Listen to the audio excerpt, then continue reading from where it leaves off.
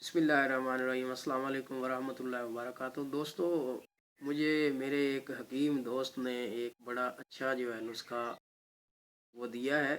ये नुस्खा ख़ास तौर पर बवासीर के लिए, चाहे वो खूनी हो या बादी हो, अमराज मैदा हो, गैस हो, कब्ज़ हो, अफारा हो, खारिश हो या पेट का दर्द हो, तो इन अमराज में ये बड़ा मुजर्रब है। उन्होंने कहा कि मैंने इसको कई वो मरीज़ों को इस्तेमाल करवाया, अल्लाह ताला ने उन्हें शिफा दी है।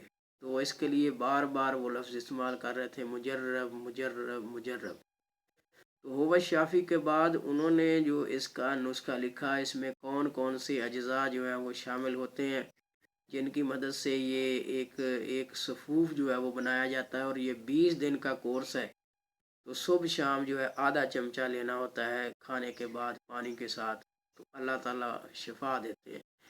तो इसमें उन्होंने जो चीज़ें बताई हैं वो कौन सी चीज़ें हमने शामिल करनी है। नंबर 1, इसके अंदर सुंड है 2 तोला। सुंड ये खुश्क हालत में कंसारी के पास से मिल जाती है। काली मिर्च 1 तोला। फिलफिल दराज, ये भी एक मिर्च का नाम है, दराज में लंबी सी होती है, 2 तोला। निशादर ठीकरी 2 तोला। पुदीना 4 तोला। गंधक 16 तोला। मीठा सोडा 8 तोला। सौंफ 8 तोला। रेवंद खताई 4 तोला।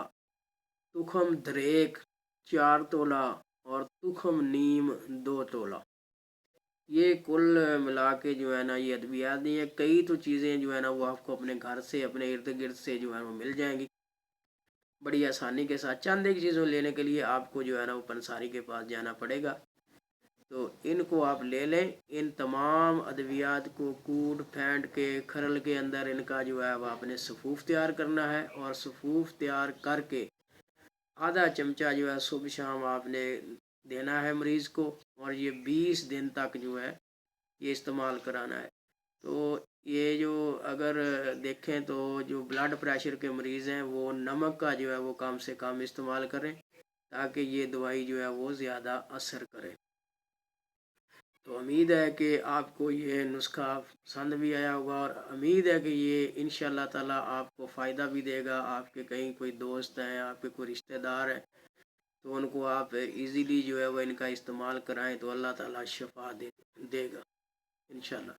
Thank you so much for listening.